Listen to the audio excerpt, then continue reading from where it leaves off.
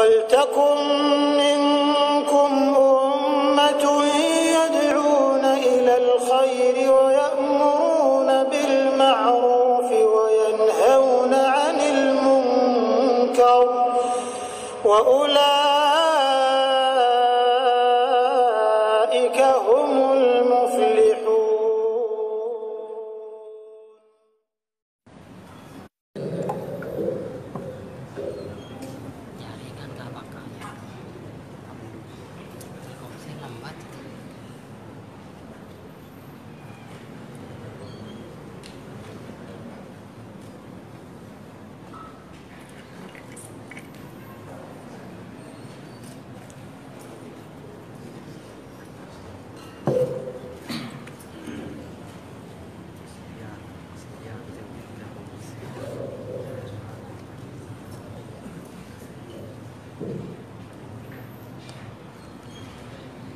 Bismillahirrahmanirrahim. Assalamualaikum warahmatullahi wabarakatuh. Innal hamdalillah nahmaduhu wa nasta'inuhu wa nastaghfiruh wa na'udzu billahi min shururi anfusina wa sayyiati a'malina. May yahdihillahu fala mudilla lahu wa man yudlil fala hadiya lahu. أشهد أن لا إله إلا الله وحده لا شريك له وأشهد أن محمدا عبده ورسوله صلى الله عليه وعلى آله وأصحابه ومن تبعهم بإحسان إلى يوم الدين. قال الله تعالى في القرآن الكريم: يا أيها الذين آمنوا اتقوا الله حق تقاته ولا تموتن إلا وأنتم مسلمون. وقال تعالى: يا أيها الذين آمنوا اتقوا الله وقولوا قولا سديدا يصلح لكم أعمالكم ويغفر لكم ذنوبكم ومن يطع الله ورسوله فقد فاز فوزا عظيما. وقال تعالى: يا أيها الناس اتقوا ربكم الذي خلقكم من نفس واحدة وخلق منها زوجها وبث منهما رجالا كثيرا ونساء واتقوا الله الذي تساءلون به والأرحام إن الله كان عليكم رقيبا. فإن أصدق الحديث كتاب الله وخير الهدي هدي محمد صلى الله عليه وسلم وشر الأمور محدثاتها فإن كل محدثة في الدين بدعة وكل بدعة ضلالة وكل ضلالة في النار ثم أما بعد. Ma'asyar muslimin rahimani Allah wa iyyakum jami'an. Segala puji bagi Allah Subhanahu wa taala yang telah memberikan kita nikmat waktu luang, yang telah memberikan kita nikmat kesehatan, yang mana dua nikmat ini merupakan dua nikmat yang sering sekali dilupakan oleh manusia. Rasulullah SAW pernah bersabda, "Ni'matani maghbunun fihima katsirun minan nas, as-sihhatu wal faragh." Ada dua nikmat kata Rasulullah SAW yang mana manusia ini sering tertipu pada dua nikmat ini. Dua nikmat itu adalah nikmat kesehatan dan nikmat waktu luang. Karena ketika dua nikmat ini terkumpul pada diri seseorang, maka dia bebas melakukan apa saja, terutama ketaatan-ketaatan kepada Allah Subhanahu wa taala.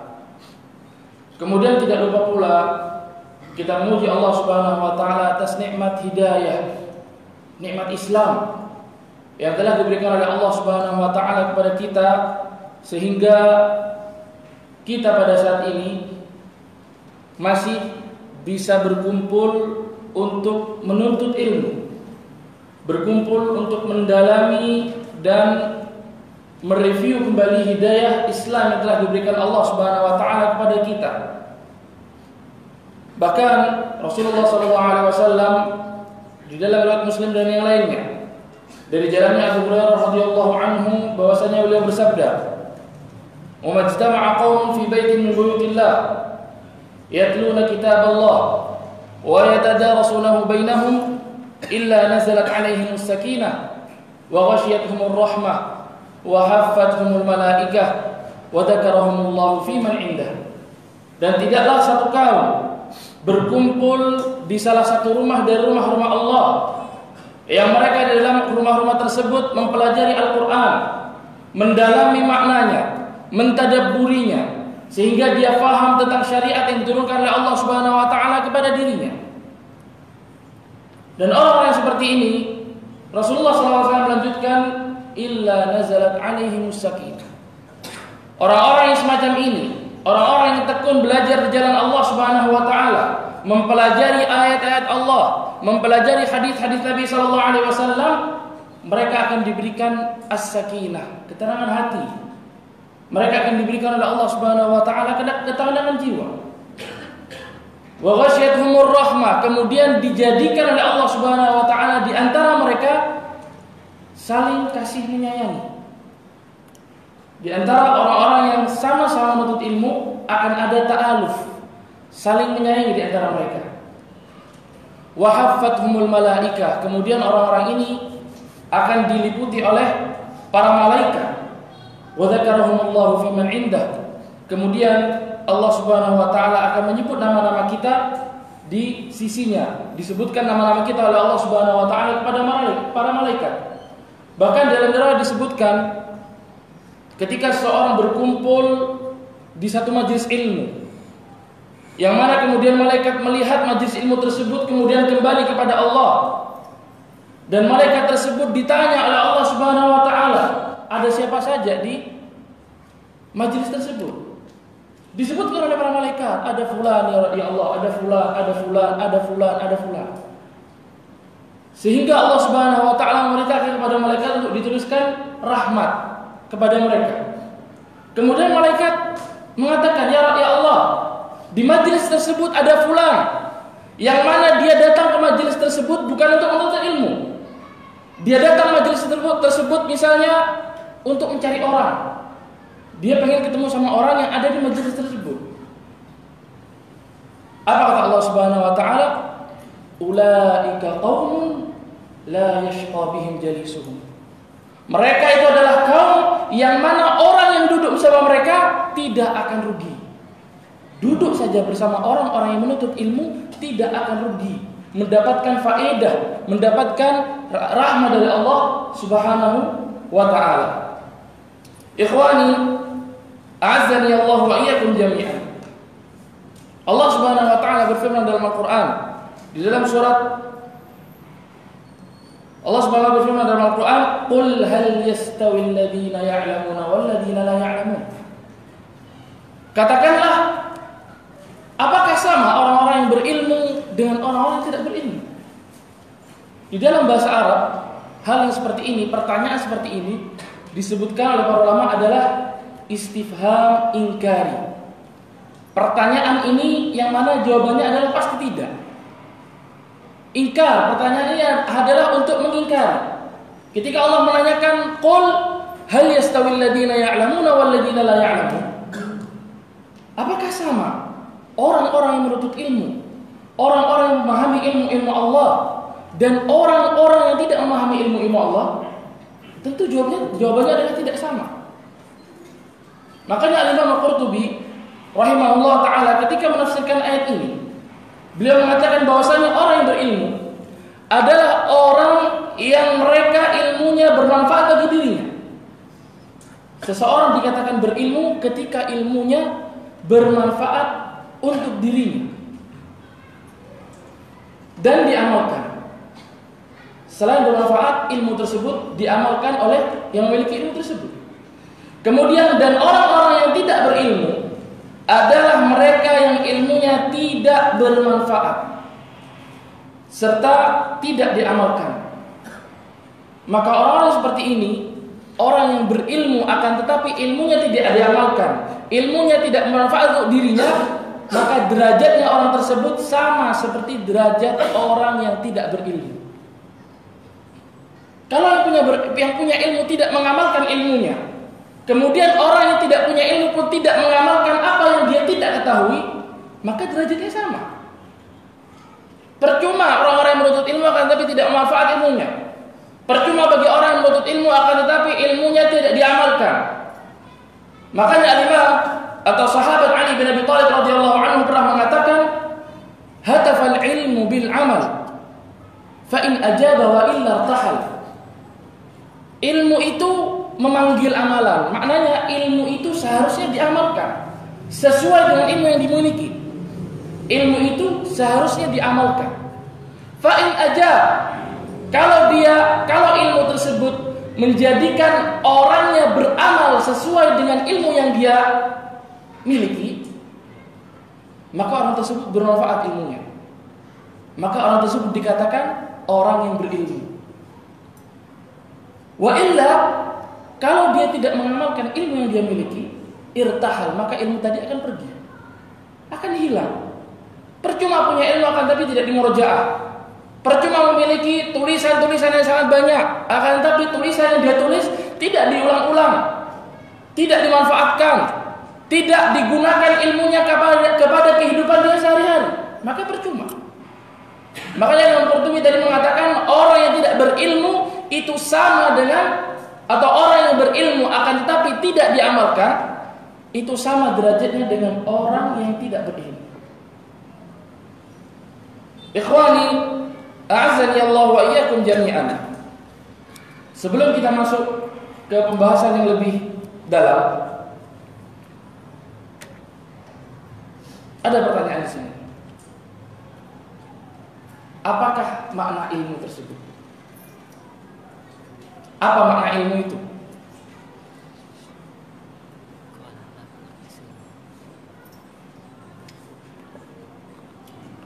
Makna ilmu apa? Kita sering mendapati ilmu syar'i, ilmu Ahlus Sunnah wal Jamaah, ilmunya Ahlus Sunnah wal Jamaah, dan seterusnya. Kita sering mendengar kalimat ilmu. Apa makna ilmu itu sendiri? Sesuatu yang mengajarkan manusia yang awalnya tidak tahu menjadi tahu. Sesuatu yang mengajarkan manusia yang awalnya tahu menjadi tidak tahu. Awalnya tahu menjadi tidak tahu. Menjadi tidak tahu, dan dari tidak tahu menjadi tahu. Dari tidak tahu menjadi tahu. Tayyib. Ada yang lain? Bahkan dari barusan itu dari tahu menjadi tahu, dan ada perubahan perilaku dari misalnya awalnya tidak sholat sunnah kemudian sholat sunnah dan lain-lain. Ada lagi? Ilmu adalah kebutuhan manusia. Hah? Lebih butuh daripada makan dan minum. Ilmu adalah kebutuhan manusia. Itu yang lebih butuh dari makan dan minum. Anak mau makna ilmu itu apa? Jalan menuju surga. Jalan menuju ke surga. Tayyib. Itu ma'ani, itu tadi yang disebutkan adalah bagian-bagian dari makna ilmu. Makna ilmu secara bahasa adalah naqidul jahal. Makna kebalikan dari kebodohan. Itu namanya ilmu secara bahasa. Kemudian secara istilah, para ulama menegaskan bahwasanya ilmu itu adalah idraku asy-syai'i ala ma huwa alaihi idrakan jazim. Memahami sesuatu sesuai dengan kenyataannya, dengan pemahaman yang yakin. Itu maknanya ilmu secara istilah. Ini ilmu secara umum. Akan tapi sekarang pertanyaan lebih fokus lagi. Apa makna dari ilmu syar'i? Tadi yang saya sebutkan itu adalah ilmu secara umum. Tapi sekarang maknanya ilmu syar'i itu apa? Nah. Segala sesuatu yang datangnya dari Allah dan Rasulnya, yang mana akan menyelamatkan manusia dari satu. Ahsanta. Tidak ada hadiahnya tapi fadhal. Ayo.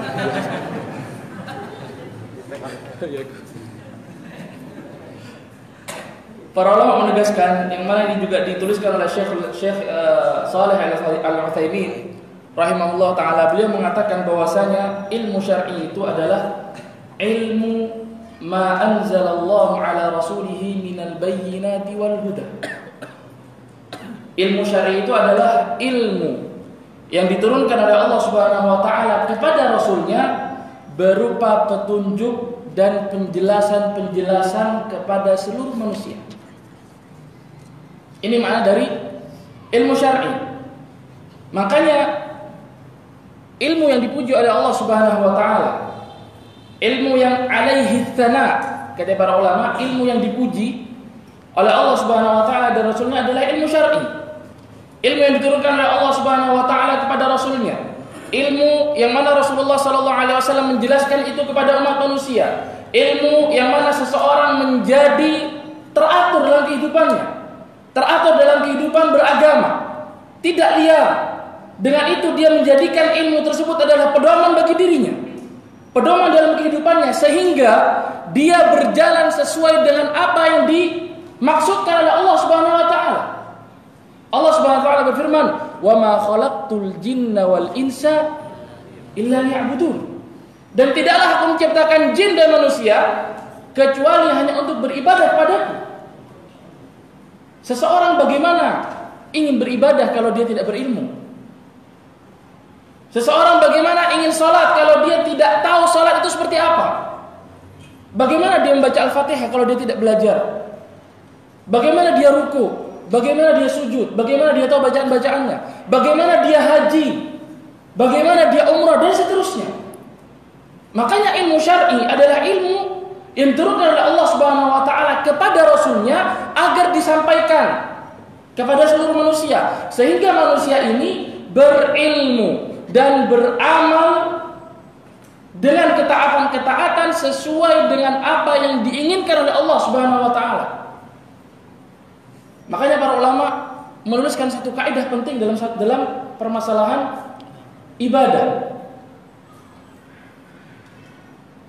Para ulama mengatakan, laisa sya'nu an ta'budallaha bima tuhib, walakinna sya'na an ta'budallaha bima yuhib. Yang menjadi perhatian bukan engkau beribadah sesuai dengan apa yang engkau inginkan. Kalau seseorang beribadah sesuai dengan apa yang dia inginkan, misalnya di Masjid Ridwan ini ada berapa? 150 orang misalnya. Dan setiap orang memiliki cara beribadah sendiri sesuai dengan apa yang dia inginkan.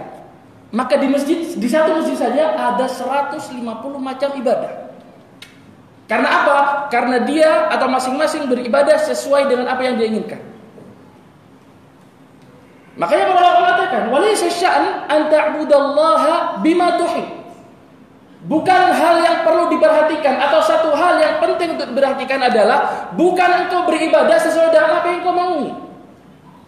Akan tetapi yang penting untuk diperhatikan adalah bagaimana engkau beribadah sesuai dengan apa yang dicontohkan oleh Allah dan Rasulnya, sesuai dengan apa yang dicintai oleh Allah dan Rasulnya. Makanya ketika seseorang memahami ilmu syar'i, memahami ilmu agama, dia tahu bagaimana cara beribadah, dia tahu bagaimana cara beramal, dia tahu bagaimana cara menunaikan ketaatan-ketaatan kepada Allah Subhanahu wa taala. Laisa sya'an an ta'budallaha bima tuhib, walakinna sya'na an ta'budallaha bima yuhib. Rasulullah sallallahu alaihi wasallam pernah bersabda, "Man yuridillahu bihi khairan yufaqqihhu fid din." Barang siapa yang diinginkan oleh Allah Subhanahu wa taala kebaikan dari seorang hamba, maka Allah akan jadikan orang tersebut faqih, faham, mengerti tentang agamanya. Dalil atau bukti Allah Subhanahu wa taala faham, atau bukti bahwasanya Allah Subhanahu wa taala itu cinta kepada kita. Bukti bahwasanya Allah Subhanahu wa taala itu menginginkan kebaikan dari diri kita ketika Allah Subhanahu wa taala menjadikan kita semangat untuk belajar agama. Semangat untuk menuntut ilmu, semangat untuk memahami ayat-ayat Allah, semangat untuk memahami hadis-hadis Nabi sallallahu alaihi wasallam. Begitu pula kebalikannya, ketika seorang tidak ada raghbah, tidak ada keinginan untuk mempelajari ilmu syar'i, tidak ada keinginan untuk mempelajari ilmu agama, maka hati-hati. Orang seperti ini bisa jadi Allah Subhanahu wa taala tidak menginginkan kebaikan dari dia. Makanya orang-orang yang tidak berilmu, mereka beramal di dunia ini sesuai dengan apa yang dia inginkan. Di pengajian beberapa waktu yang lalu sudah kita sebutkan bahwasanya masing-masing memiliki persepsi kebahagiaan tersendiri. Makanya Allah berfirman, "Fala tu'jibka amwaluhum wala auladuhum, innama yuridullahu liyu'adzibahum biha fil hayatid dunya wa tazhaqu anfusuhum wa hum kafirun." Jangan kalian sekali-kali merasa takjub dengan harta-harta yang orang-orang miliki. Jangan kalian sekali-kali merasa takjub dengan anak-anak yang mereka miliki. Innama yuridullahu liyu'adzibahum biha fil hayatid dunya. Sesungguhnya Allah Subhanahu wa taala menginginkan agar mereka terazab dengan apa yang mereka miliki. Entah nanti di dunia ataupun di akhirat. Di dunia Allah jadikan mereka sibuk.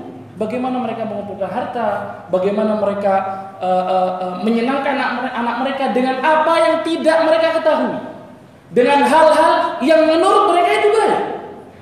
Karena apa? Karena dia tidak berilmu. Innama yuridullahu liyu'adzibahum biha fil hayatid dunya. Sungguhnya Allah Subhanahu wa taala menginginkan mereka atau menginginkan untuk mengazab mereka di dunia. Wa tazhaqu anfusuhum wa hum kafirun, yang mana nantinya mereka mati ditarik rohnya oleh Allah Subhanahu wa taala dalam keadaan kafir. Ikhwani, azani Allah wa iyyakum jami'an. Telah kita ketahui tadi bahwasanya seseorang yang diinginkan kebaikan oleh Allah Subhanahu wa taala ketika dia diberikan semangat oleh Allah Subhanahu wa taala untuk menuntut ilmu. Dan memahami ilmu agama itu bisa dilakukan ketika seseorang memahami ilmu syar'i, memahami ilmu yang diturunkan oleh Allah Subhanahu wa taala. Dan di dalam hadis yang lain Rasulullah sallallahu alaihi wasallam pernah bersabda, "Innal anbiya'a lam yuwarrithu dinaran wala dirhama, wa innama warrathul ilm, faman akhadhahu akhadha bihadhin wafir." Sesungguhnya para ulama adalah pewaris para nabi. Dan para nabi tidak sama sekali mewariskan dinar dan dirham. Para nabi tidak mewariskan harta yang demikian banyak. Para nabi tidak mewariskan rumah-rumah yang mewah. Para nabi tidak mewariskan tanah-tanah yang disimpan. Akan tapi warisan para nabi adalah warisan ilmu. Faman akhadahu akhadha bihadhin wafir. Barang siapa yang mengambil warisan para nabi ini, maka dia sesungguhnya telah mengambil bagian yang banyak. Ketika seseorang berebut untuk mengambil warisan-warisan dunia, warisan-warisan yang notabene nantinya akan habis, warisan-warisan yang membuat mereka semakin sulit nanti di akhirat, mereka berebut itu. Mereka rela jatuh bangun, mereka rela bermusuh-musuhan dengan saudara-saudaranya.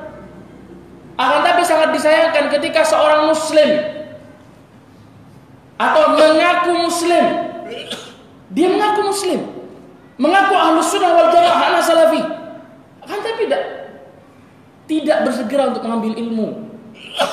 Ketika ada pengajian, bahkan pengajian kitab, kalau ada kajian kitab ikut. Jangan malas-malasan. Kalau pengajian kitab malas-malasan, sepi masjidnya. Kalau ada ustaz datang dari mana, sekali-sekali tabligh akbar datang kami. Justru yang banyak faedahnya itu kajian kitab, mempelajari ilmu dari usul. Bagaimana perkataan ulama, bagaimana ulama mengatakan begini, apa dalilnya? Itu dari ilmu pengajian kitab. Kalau pengajian tabligh akbar, pengajian tematik, itu hanya refreshing, untuk merefresh apa-apa yang sudah kita pelajari sebelumnya. Seseorang mengaku dia muslim, mengaku dia ahlus sunnah wal jamaah, akan tetapi malas menuntut ilmu, malas untuk berebut menerima warisan-warisan para nabi. Yang mana warisan-warisan ini adalah warisan yang dijanjikan oleh Rasulullah sallallahu alaihi wasallam. Barang siapa yang mengambilnya, maka sungguhnya dia mengambil bagian yang banyak. Ikhwani, a'azzani Allah wa iyyakum jami'an. Kita ketahui tadi bahwasanya ilmu syar'i adalah ilmu yang dipuji Allah dan Rasulnya. Dan ilmu syar'i adalah ilmu atau Nabi SAW lebih memahami ilmu syar'i daripada ilmu duniawi. Makanya ketika Nabi SAW mendapati para sahabat di Madinah, yang mana mereka berusaha mengawinkan bunga jantan dan bunga betina, Rasulullah SAW melihat itu, yang mana kemudian ternyata hasil dari perkawinan yang mereka lakukan itu gagal. Akhirnya mereka berinovasi kembali, sehingga Rasulullah SAW mengatakan apa? Antum a'lam bi umuri dunyakum. Kalian lebih mengetahui ilmu-ilmu duniawi kalian. Kalau seandainya Rasulullah SAW diberikan ilham atau diberikan wahyu tentang ilmu duniawi, otomatis Nabi SAW akan mengajari mereka.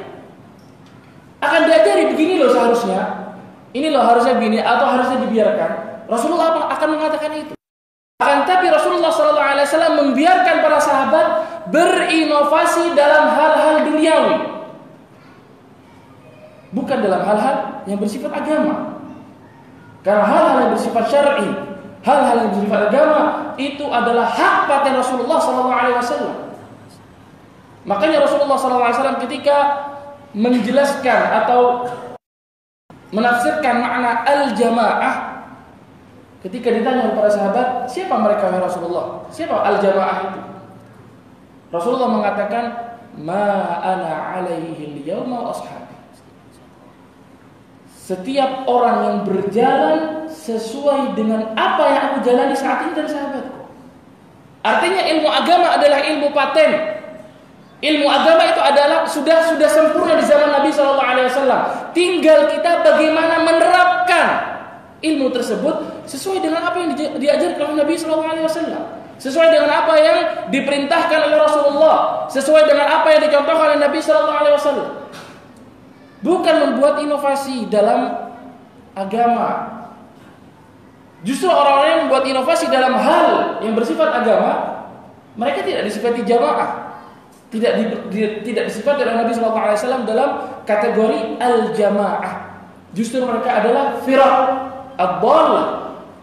Mereka adalah sekte-sekte yang mereka melenceng dari jalan diberitakan oleh Nabi kita Muhammad SAW. Kemudian kalau kita tadi tahu bahwasanya Nabi SAW membiarkan hal-hal duniawi dilakukan oleh para sahabat, pertanyaan selanjutnya, apakah boleh kita mempelajari ilmu-ilmu duniawi?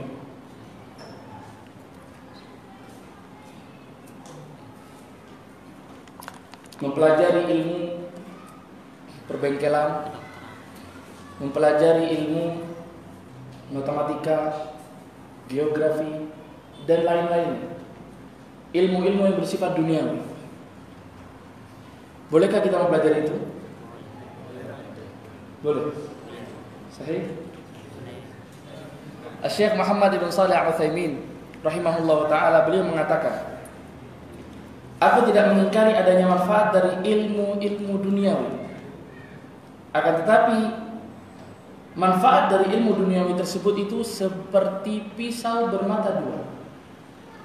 Artinya ketika ilmu duniawi tersebut digunakan untuk menjalankan ketaatan atau sebagai wasilah untuk menjalankan ketaatan kepada Allah dan Rasulnya, maka mempelajari ilmu duniawi itu boleh. Akan tetapi kalau ilmu duniawi itu justru menjadikan agama Allah Subhanahu wa taala ini redup, menjadikan sunnah-sunnah Nabi SAW redup, maka mempelajari ilmu duniawi itu tidak dibolehkan karena menjadi wasilah sebagai redupnya agama Allah Subhanahu wa taala. Kalau tidak dibolehkan, itu hal yang mustahil. Dibolehkan secara mutlak, itu adalah hal yang mustahil. Kapan dibolehkan? Ketika itu menjadi wasilah untuk menegakkan ajaran-ajaran Rasulullah SAW.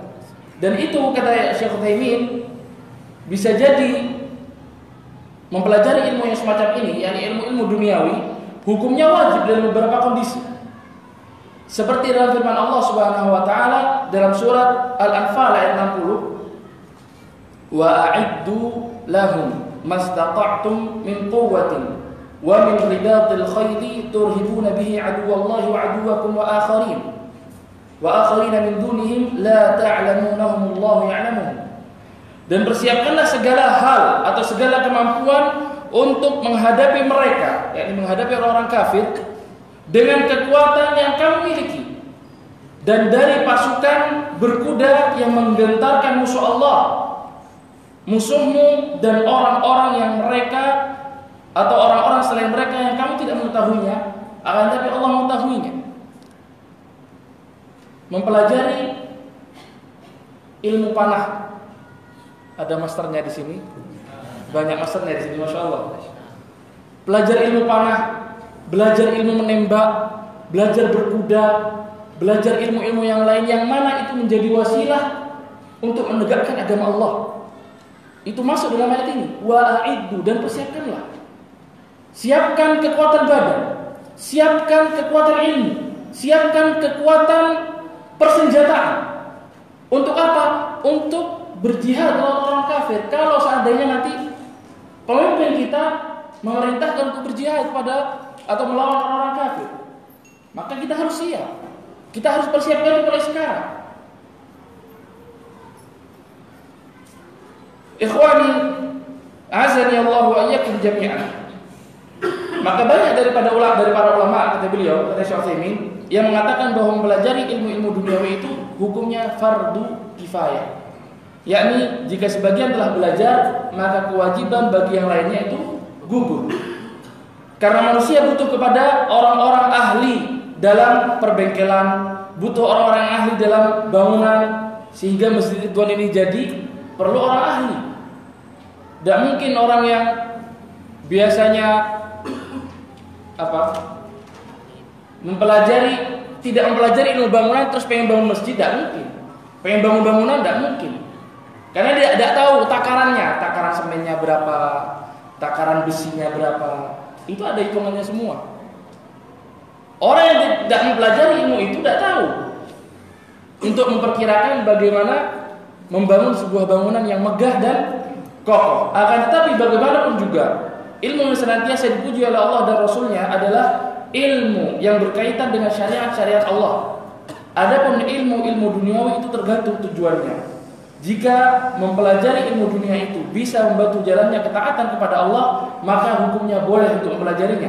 Adapun jika ilmu dunia tersebut bisa menjerumuskan seseorang untuk melakukan pelanggaran-pelanggaran yang sudah digariskan oleh Allah dan Rasulnya, maka mempelajari ilmu tersebut dilarang.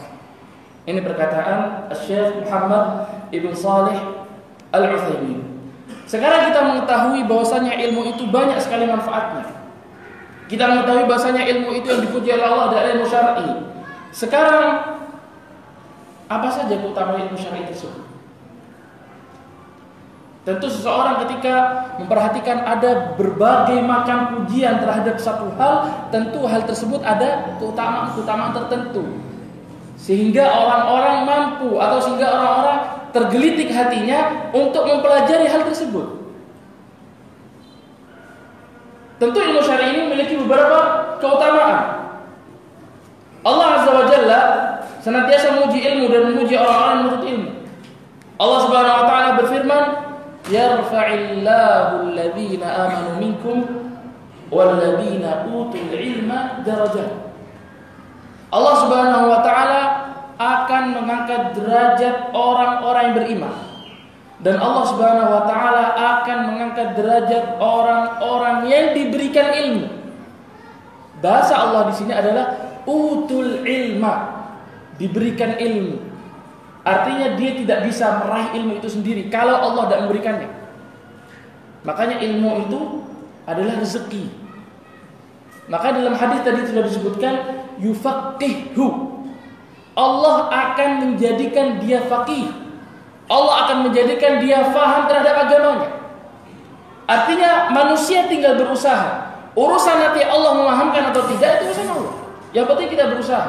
Makanya dalam hadis lain Rasulullah SAW bersabda, "Man salaka tariqan yaltamisu fihi ilman, sahhalallahu lahu bihi tariqan ilal jannah." Barang siapa yang berusaha untuk menuntut ilmu melalui jalannya orang-orang yang berilmu dia mempelajari agama, dia mempelajari bahasa Arab, dia mempelajari ilmu fikih, mempelajari ilmu tauhid.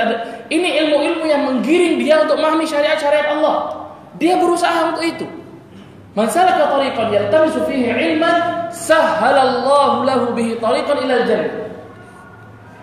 Allah akan menjadikan atau Allah akan mempermudah jalannya menuju surga. Kalau dia apa?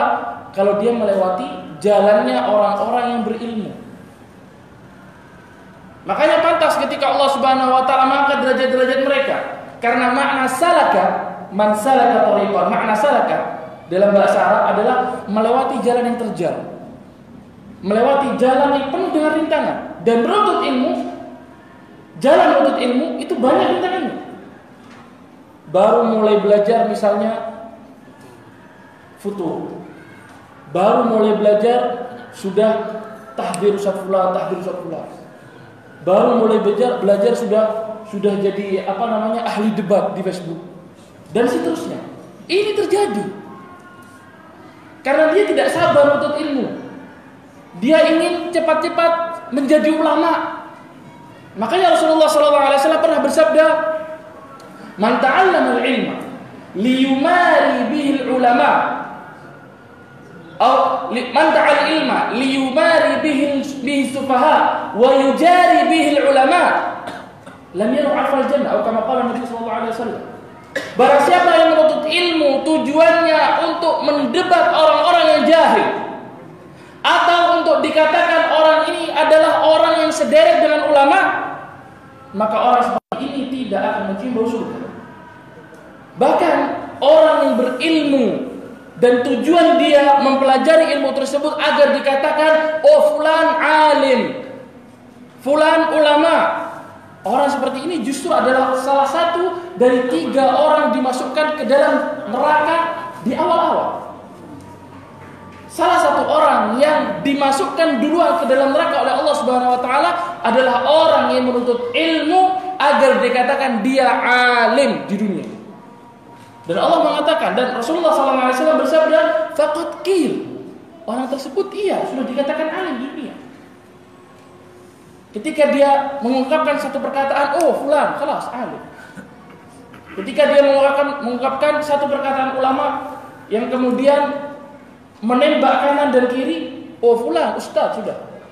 Tidak boleh ditolak sudah perkataannya. Maka orang-orang seperti ini, orang yang menuntut ilmu tujuannya untuk berada pada jejeran para ulama, itu orang yang pertama kali masuk neraka. Makanya Al-Imam Ahmad rahimahullah ta'ala ketika yang maknanya seseorang menuntut ilmu harus ikhlas. Bagaimana ikhlas? Kemudian para muridnya bertanya kepada Imam Ahmad, wahai Imam Ahmad, bagaimana seorang ikhlas dalam menuntut ilmu? Beliau mengatakan, an yanwi raf'al jahli an nafsihi wa an ghairihi. Dia menuntut ilmu tujuannya untuk mengangkat kebodohan dari dirinya. Ini pertama, dari dirinya dulu. Kemudian nanti yang kedua dari orang lain. Mungkin adzan dulu, nanti insyaallah kita lanjutkan.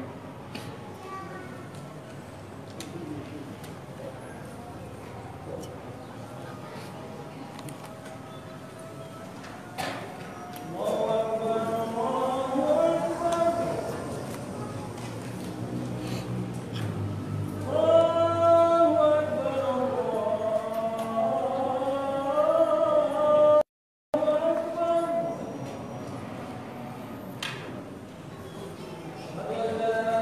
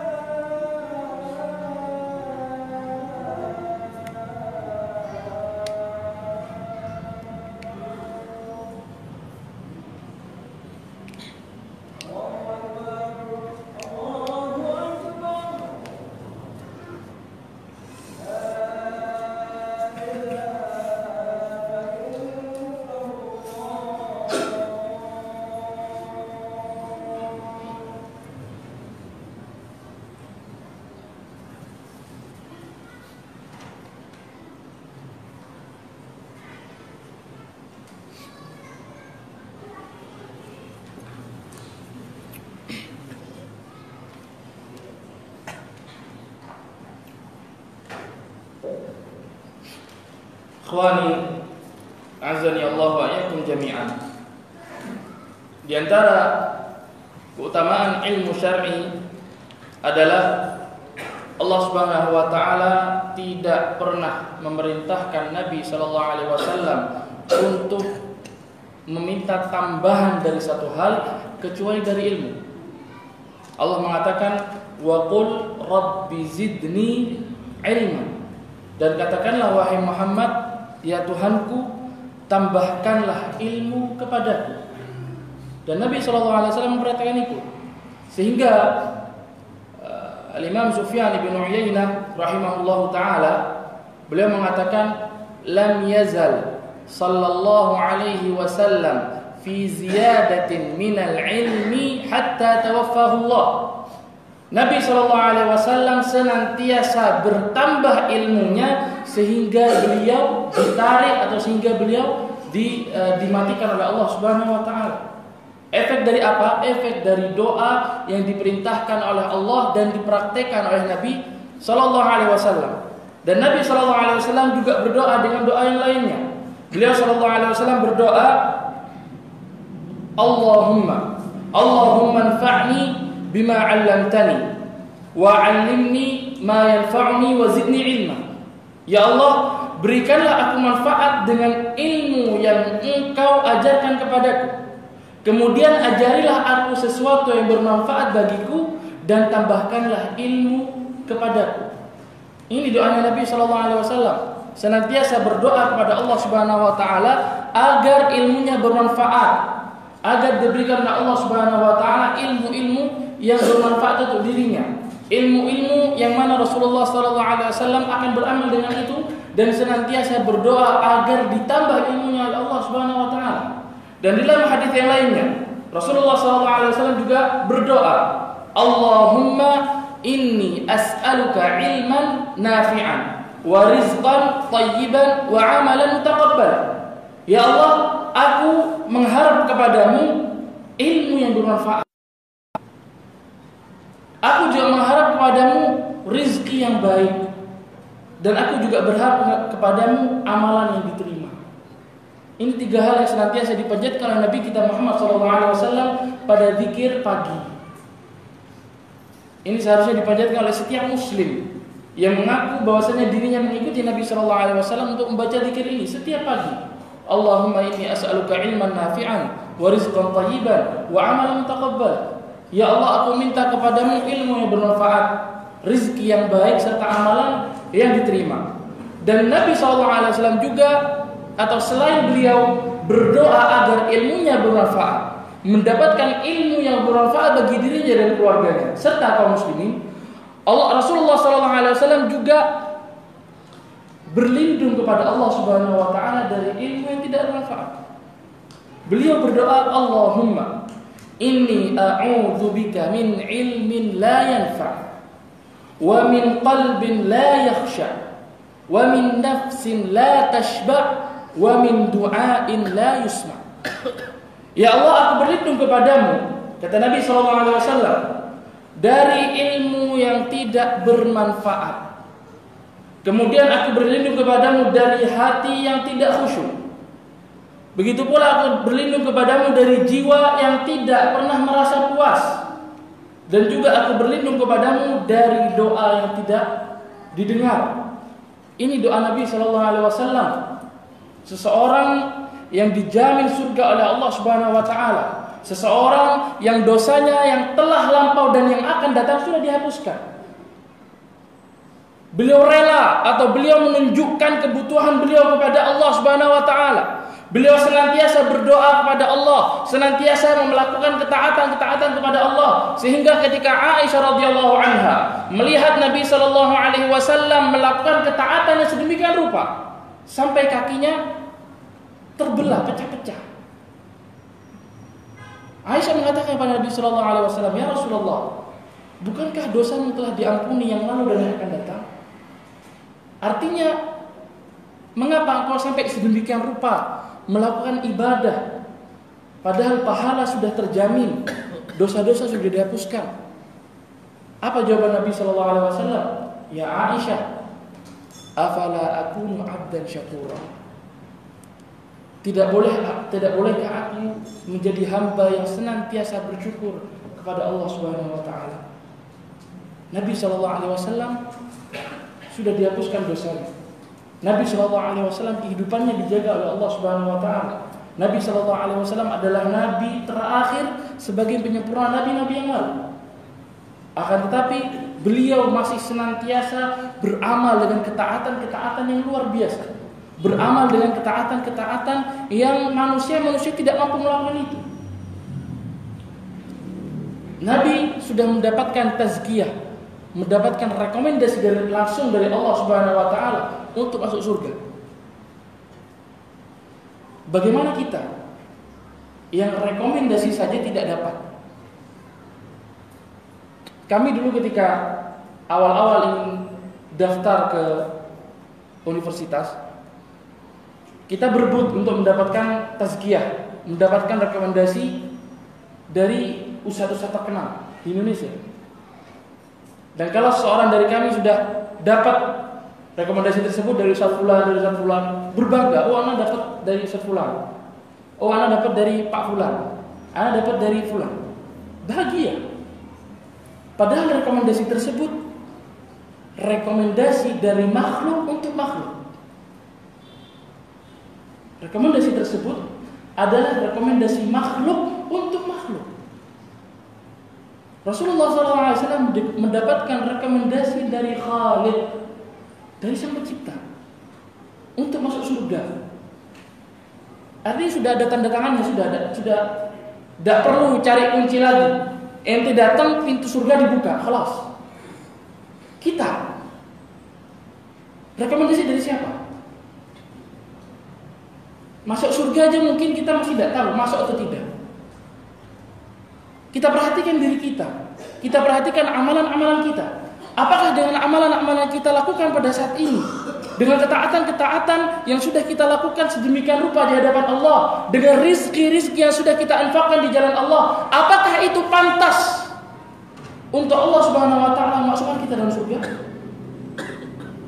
Apakah segala hal yang kita lakukan di dunia itu pantas untuk memasukkan diri kita ke dalam surga?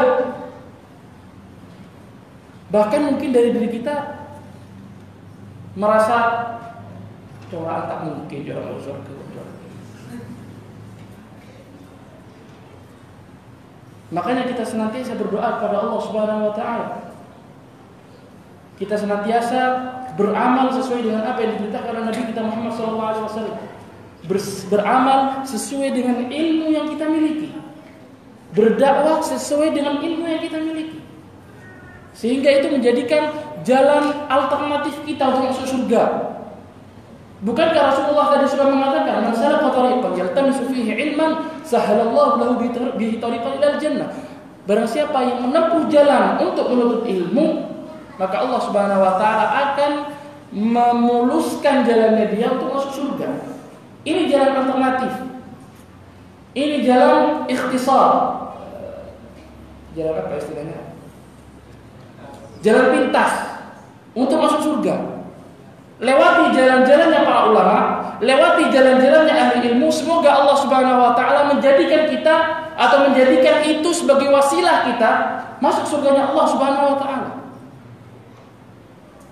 Ikhwani, a'azzani Allah wa iyyakum jami'an. Iqamah jam berapa? 4 menit lagi. Syekh Abdul Rahman bin Nasir As-Sa'di rahimahullah ta'ala, beliau mengatakan bahwasanya ada 4 ilmu yang tidak bermanfaat. Ada 4 ilmu yang tidak bermanfaat. Yang pertama, ilmu yang isinya 100% berbahaya, tidak ada manfaatnya sama sekali, atau minimal bahaya ilmu tersebut lebih besar daripada manfaatnya. Seperti mempelajari ilmu sihir. Mempelajari ilmu sihir. Ilmu ini isinya bahaya semua. Makanya kata Syekh Abdul Rahman bin Nasir As-Sa'di, ini adalah ilmu yang tidak bermanfaat. Kemudian yang kedua, sibuk mempelajari ilmu-ilmu duniawi yang hukum asalnya mubah. Namun kesibukan tersebut menjadikannya dia lalai dari hal-hal yang bermanfaat untuk kehidupannya. Beliau memberikan contoh di sini, kesibukan tersebut menyebabkan orang tadi lalai untuk menghadiri sholat berjamaah. Terlalu sibuk itu, terlalu sibuk belajar ilmu-ilmu duniawi, sehingga dia melalaikan hal-hal yang bagi dia itu wajib. Ini termasuk ilmu yang tidak bermanfaat. Kemudian yang ketiga, yang termasuk dalam kategori ilmu tidak bermanfaat adalah ilmu syar'i, yaitu ilmu tentang Al-Quran dan Sunnah namun tidak diamalkan. Ini termasuk dalam kategori ilmu tidak bermanfaat. Kemudian yang terakhir, yang keempat, beliau mengatakan bahwasanya dalam kategori ilmu yang tidak bermanfaat adalah ketika seseorang menyibukkan diri dengan ilmu alam atau ilmu modern. Beliau memberikan contoh seperti biologi, fisika, dan semacamnya. Sehingga orang tadi menyebabkan dirinya cuek, tidak mau mempelajari ilmu-ilmu agama, terlalu mendalami ilmu-ilmu modern tersebut, sehingga akhirnya orang-orang yang semacam ini biasanya akan sombong. Oh, anak tahu jalannya matahari begini dan begitu. Oh, anak tahu nanti hujan itu terjadi begini dan begitu. Dia terlalu sombong dengan itu, sampai titik puncak terakhirnya dia akan menjadi orang yang ateis. Dia tidak percaya sama Tuhan. Bagaimana terjadinya hujan? Kita tahu Allah menciptakan itu. Tapi orang-orang yang terlalu mendalami ilmu-ilmu duniawi, ilmu-ilmu yang berkaitan dengan itu, oh itu jalannya begini dari air laut terus nanti naik jadi awan dan seterusnya. Terlalu mendalami ilmu-ilmu seperti ini sehingga akhirnya dia lupa bahwasanya Allah Subhanahu wa taala itu yang menjadikan itu semua. Dia lupa bahwasanya Allah Subhanahu wa taala menjadikan matahari ini berjalan. Dia lupa bahwasanya Allah Subhanahu wa taala lah yang menjadikan gerhana. Dia lupa bahwasanya Allah Subhanahu wa taala yang menurunkan hujan dan seterusnya. Dia lupa itu. Karena apa? Karena dia terlalu mendalami ilmu-ilmu modern tadi, seperti dikatakan Syekh As-Sa'di rahimahullahu taala. Mungkin nanti insyaallah kita lanjutkan, ada beberapa faedah lagi keutamaan ilmu syar'i. Insyaallah kita lanjutkan nanti setelah salat Isya. Subhanallah wa bihamdika asyhadu an la ilaha illa anta astaghfiruka wa atubu ilaik. Wassalamualaikum warahmatullahi wabarakatuh.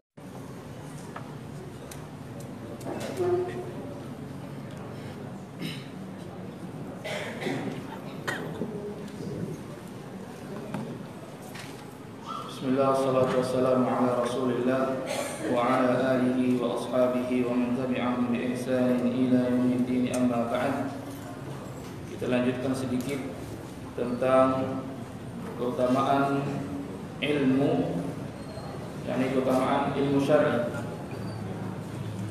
Di antara keutamaan ilmu syar'i yang selanjutnya adalah ilmu syar'i tersebut adalah merupakan warisan para nabi, yang mana para nabi itu tidak mewariskan kecuali ilmu syar'i. Kemudian orang-orang yang mendapatkan warisan tersebut bukan orang-orang yang abal-abal, bukan orang-orang yang tidak semangat. Justru Allah Subhanahu wa taala memilih orang-orang yang pantas mengemban ilmu syar'i ini.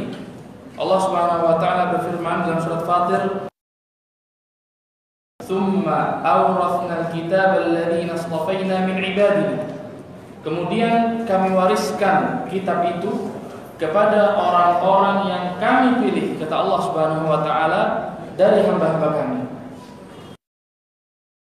Allah juga pernah bersabda, "Yahmilu hadzal 'ilma min kulli khalafin 'udul, yanfuna 'anhu ta'wil al-jahilin wa intihal al-mubtilin wa tahrif al-ghalin." Ilmu agama ini akan dibawa oleh pada setiap generasi oleh orang-orang yang adil dan terpercaya dari mereka, dan mereka lah yang akan menghilangkan dan membersihkan ilmu agama ini dari upaya-upaya penyimpangan dari orang-orang yang melampaui batas, kedustaan dari orang-orang yang ingin merusak syariat Islam, dan dari pentakwilan orang bodoh. Makanya ilmu syar'i ini tidak akan diberikan oleh Allah Subhanahu wa taala kepada sembarang orang. Dipilih oleh Allah Subhanahu wa taala orang-orang yang pantas mengemban ilmu ini. Kemudian di antara keutamaan ilmu selanjutnya adalah bahwasanya ilmu syar'i akan abadi dan tidak akan hilang. Ilmu syar'i akan abadi dan tidak akan hilang. Berbeda dengan harta. Harta suatu saat akan hilang, akan habis. Akan tapi ilmu syar'i tidak akan hilang. Makanya Ali bin Abi Thalib radhiyallahu anhu pernah mengatakan, "Al-ulama'u baquna ma baqiyad dahr." Para ulama itu akan tetap ada selama dunia ini masih ada. Kemudian beliau melanjutkan, "A'yanuhum mafqudah wa amthaluhum fil qulubi mawjudah." Orang-orangnya tidak nampak, sudah habis, sudah mati. Orang-orangnya fil qulubi mawjudah. Orang-orang semacam ini akan tetap hidup di hati-hati kaum muslimin. Tidak akan hilang. Contoh paling mudah adalah Abu Hurairah radhiyallahu anhu. Beliau menuntut ilmu sampai di dalam riwayat disebutkan bahwasanya beliau ini sampai pingsan gara-gara lupa makan. Dari semangat. Akan tapi dari atau efek dari itu, pahala yang diberikan oleh Allah Subhanahu wa taala kepada atau keutamaan yang diberikan oleh Allah Subhanahu wa taala radhiyallahu anhu, sampai saat ini beliau namanya masih hidup di hati-hati kaum muslimin. Siapa di antara kaum muslimin yang tidak kenal dengan Abu Hurairah radhiyallahu anhu? 14 abad yang lalu beliau berusaha menuntut ilmu. 14 abad yang lalu beliau berusaha mengumpulkan hadis-hadis Nabi sallallahu alaihi wasallam. Akan tapi namanya sampai saat ini tidak ada satu kaum muslimin pun kecuali dia tahu siapa Abu Hurairah radhiyallahu anhu. Setiap seseorang mempelajari ilmu hadis, yang mana ilmu itu diriwayatkan dari Abu Hurairah, jalannya Abu Hurairah, dari Abu Hurairah dan seterusnya, maka Abu Hurairah masih mendapatkan pahala. Makanya Rasulullah sallallahu alaihi wasallam pernah bersabda, "Idza mata al-insanu inqata'a 'amaluhu illa min thalath, shadaqatin jariyatin aw 'ilmin yuntafa'u bihi aw waladin salihin yad'u lahu." Ada 3 hal yang mana ketika manusia mati amalannya tidak terputus. Yang pertama adalah apa tadi? Sedekah jariyah. Sedekah yang berjalan, bangun sumur, bangun, memberikan manfaat kepada orang lain dan seterusnya. Ini sedekah jariyah. Muntafa'u bihi, ilmu yang dimanfaatkan oleh orang setelahnya. Dia mempelajari ilmu, kemudian ilmunya ini diamalkan. Setelah diamalkan, dia berdakwah kepada orang lain yang mana ilmunya diamalkan oleh orang tersebut. Terus selama ilmu ini masih bermanfaat, orang yang pertama kali mengajarkan pasti mendapatkan pahala. Kemudian yang ketiga, awwaladun salihin yad'u lahu, adalah anak yang saleh yang senantiasa berdoa kebaikan untuk orang tuanya. Kemudian di antara keutamaan ilmu yang lainnya adalah bahwasanya ilmu syar'i ini satu-satunya atau salah satu dari 2 hal yang dibolehkan oleh Rasulullah SAW kepada kita untuk hasad. Rasulullah SAW bersabda, "La hasada illa fitnatain. Rajulun atahu Allahu malan fasallatahu ala halakatihi fil haqq, wa rajulun atahu Allahu hikmatan fahuwa yaqdi biha wa yu'allimuha." Tidak ada hasad, tidak boleh hasad kecuali pada 2 hal. Yang pertama adalah hasad kepada seseorang yang diberikan harta oleh Allah Subhanahu wa taala, yang mana orang tadi menggunakan harta tersebut untuk di jalan Allah Subhanahu wa taala. Digunakan harta yang diberikan oleh Allah kepadanya di jalan Allah. Kita boleh hasad kepada orang ini. Kemudian yang kedua adalah rajulun atahu hikmatan fahuwa yaqdi biha wa yu'allimuha. Orang-orang hasad kepada orang yang diberikan oleh Allah Subhanahu wa taala hikmah, yakni ilmu. Yang mana orang ini mempelajari ilmu tersebut kemudian berdakwah dengan ilmu yang dia miliki. Dan hasad ini bukan hasad namanya. Ini yang dinamakan ghibthah. Ini yang dinamakan ghibthah. Karena hasad itu ketika seseorang mengharap kebaikan yang dan dia mengharapkan kebaikan tersebut hilang dari orang tersebut. Ini hasad. Akan tetapi ghibthah, seseorang mengharapkan kebaikan dari orang lain dan dia tidak mengharapkan hilang dari dirinya. Ini namanya ghibthah. Kemudian di antara keutamaan ilmu syar'i adalah Allah Subhanahu wa taala menjadikan salah satu hambanya yang paling mulia di sisi Allah Subhanahu wa taala merunduk kepada para penuntut ilmu, yaitu malaikat. Rasulullah sallallahu alaihi wasallam bersabda, "Wa innal malaikata la tad'u ajnihataha ridan li talibil ilmi bima yasma'." Sesungguhnya para malaikat ini akan merundukkan sayap-sayapnya di hadapan para penuntut ilmu sebagai bentuk ridha. Makanya salah satu faedah yang sangat penting bahwasanya Allah Subhanahu wa taala tidak pernah memerintahkan sujud kepada malaikat kecuali kepada dua hamba. Yang pertama, Allah Subhanahu wa taala menyuruhnya untuk bersujud kepada alaihissalam. Kemudian yang kedua, Allah Subhanahu wa taala menyuruh malaikat merunduk kepada para penuntut ilmu. Dan ini merupakan keutamaan yang sangat besar yang didapatkan oleh para penuntut ilmu. Kemudian yang terakhir di antara keutamaan ilmu adalah bahwasanya ilmu tersebut merupakan cahaya dalam kegelapan. Sebesar apa cahaya yang dia miliki, maka sebesar itu jalan yang akan tampak di depan dirinya. Makanya Al-Imam Asy-Syafi'i rahimahullahu taala kan syakautu ila waqi'in su'a hifdhi fa arsyadani ila tarkil ma'asi wa akhbarani bi anna al-ilma nurun wa nurullahi la yuhda li'asi. Aku pernah mengadukan kepada Waqi' tentang jeleknya hafalanku. Beliau menghafal tapi tidak masuk hafalannya. Namanya, aku pernah mengadukan kepada Waqi' tentang jeleknya hafalanku. Lalu beliau menunjukiku untuk meninggalkan maksiat. Dan beliau memberitahukan kepadaku bahwa ilmu itu, yakni ilmu syar'i, adalah cahaya. Dan cahaya tidak akan diberikan oleh Allah Subhanahu wa taala kepada ahli maksiat.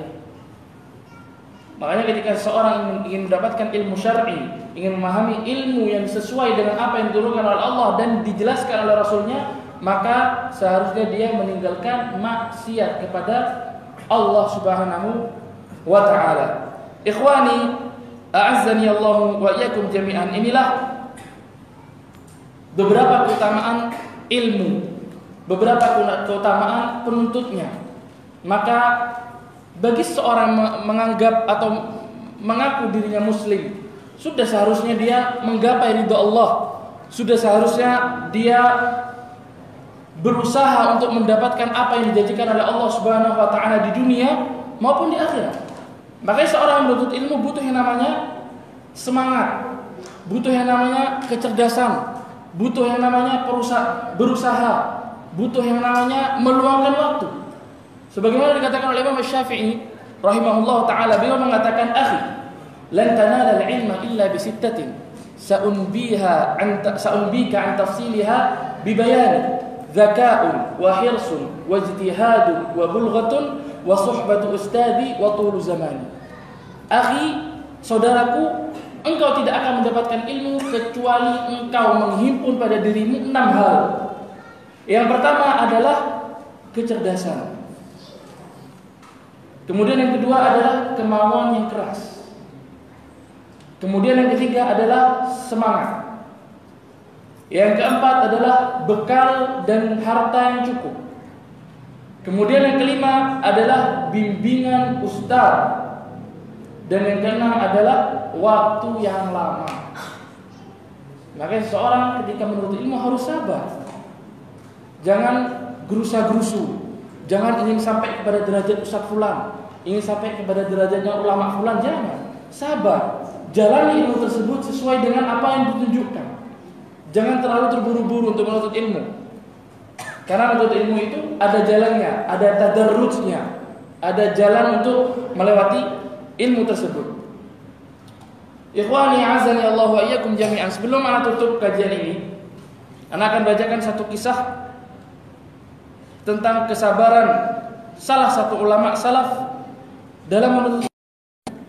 Dituliskan di dalam kitab Tartibul Madarik milik Qadhi Iyad dan juga dalam kitab Ma'alimul Iman dan Takmilatu Ma'alimil Iman milik Ibnu Naji rahimahumullah, ketika menuliskan biografi Imam Abdullah ibn Farrukh Al-Farisi Al-Qayrawani yang lahir di Andalus pada tahun 115 Hijriah dan meninggal di Mesir pada tahun 176 Hijriah rahimahullah. Abdullah bin Farrukh berkata, ketika aku mendatangi negeri Kufah dan harapan terbesarku saat itu adalah mendengarkan hadis atau mengambil ilmu dari Sulaiman ibn Mihran atau yang terkenal dengan Al-A'mash, sehingga aku pun bertanya tentang keberadaan beliau. Akan tetapi aku mendapatkan jawaban yang mengecewakan. Mereka mengatakan bahwa Al-A'mash sedang marah kepada para ahli hadis, yakni pada murid-muridnya, sehingga ia pun bersumpah untuk tidak mentalqin dan tidak mengajari hadis untuk beberapa saat. Aku seringkali berkunjung ke rumahnya, siapa tahu aku bisa bertemu dengannya. Akan tetapi aku masih tidak berhasil bertemu dengannya. Hingga akhirnya pada suatu hari aku duduk menunggu beliau keluar di depan rumahnya, seraya memikirkan tentang keasinganku di negeri ini dan ruginya diriku karena tidak berhasil menimba ilmu dari Al-A'mash ini. Tiba-tiba di tengah renunganku itu, pintu rumah Al-A'mash terbuka dan keluarlah seorang wanita dari dalam rumah tersebut. Dan wanita itu pun bertanya kepadaku, "Siapa Anda? Mengapa ada nongkrong di depan rumah kami?" Aku pun menjawab, "Aku ini orang asing." Dan aku pun menceritakan kisah dan keinginanku. Kemudian wanita ini bertanya lagi, "Dari mana asalmu?" Aku pun menjawab, "Dari Afrika." Kemudian setelah wanita ini mengetahui dari mana aku berasal, tiba-tiba ada respon ceria yang aku rasakan dari wanita ini, seraya berkata, "Tahukah Anda daerah Qairawan?" Aku pun menjawab, "Aku dari sana." Kemudian dia menimpali kembali, "Apakah engkau tahu rumahnya Ibn Farrukh?" Dan aku pun menjawab, "Akulah Ibn Farrukh." Kemudian ia memperhatikanku keheranan, seraya berkata, "Abdullah, apakah engkau Abdullah?" Aku menjawab, "Iya, aku Abdullah." Ternyata wanita tersebut adalah seorang hamba sahaya yang dulu kami jual sewaktu ia masih kecil. Dengan cepat pula ia langsung masuk kembali ke rumahnya, memberitahu tentangku kepada Al-A'mash. Di depan pintu ada seorang laki-laki mantan tuanku dahulu yang pernah aku ceritakan kepadamu. Akhirnya Al-A'mash pun memerintahkan kepada wanita tersebut agar menyuruhku untuk masuk ke dalam rumahnya. Kemudian aku pun masuk, dan Al-A'mash menyuruhku untuk tinggal di sebuah ruangan di depan rumahnya. Akhirnya aku pun bisa belajar dan mendengar hadis dari beliau, yang mana bersamaan dengan itu ia melarang orang lain untuk mendengar ilmu darinya. Hingga akhirnya aku pun selesai menimba ilmu dari beliau. Ini salah satu potret kesabaran para ulama dalam menuntut ilmu. Banyak kisah-kisah yang lainnya yang menceritakan tentang kesabaran para ulama dalam menuntut ilmu dan mengajarkannya. Di antaranya kesabaran yang baru terrealisasikan dan seharusnya menjadi contoh bagi kita. Beberapa minggu yang lalu seorang ustaz telah menghabiskan pembahasan kitab Sahih Al-Bukhari dalam waktu 27 tahun. Berarti beliau memulai pembahasan kitab tersebut pada tahun 92 dan habis di tahun 2019. Beliau adalah Ustaz Abdul Hakim hafizahullah taala. Mungkin ini yang dapat Anda sampaikan. Mudah-mudahan kita bisa meraih ridha Allah Subhanahu wa taala dari menuntut ilmu, dan kita juga bisa bersabar dalam menuntut ilmu karena pahala yang sangat besar telah menunggu orang-orang yang ikhlas dalam menuntut ilmu. Subhanakallahumma bihamdika asyhadu an la ilaha illa anta astaghfiruka wa atubu ilaik. Assalamualaikum warahmatullahi wabarakatuh.